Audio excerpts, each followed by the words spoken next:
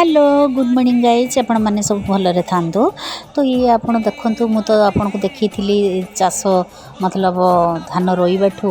आरंभ करी वर्तमान सुधा ठीक ठाक चली। तो ये माने धान रे पोक लगे टाइम तो तेणुक मत कि विष एप्लाय करने को पड़ू मु तो जानी तथापि बात्या पूर्व पकेबा कथा किंतु बात्या थिला से पकई नी आउ गोटे साइड बिल अलरेडी से पोक खाईगले तो से विष पकाउची आ ठाकुर द्वारा ठीक ठाक तो धान होती मत भल लगुच भल माने बहुत भल लगुच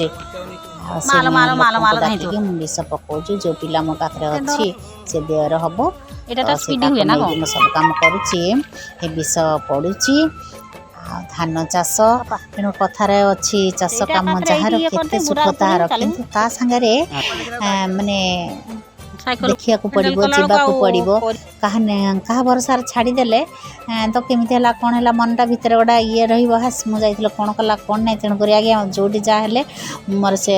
दियर बा पुआ को धरिक मुझे जाए यही लोक पकईकि आसुँच ठीक ठाक चली देखिया कौन हो तो केते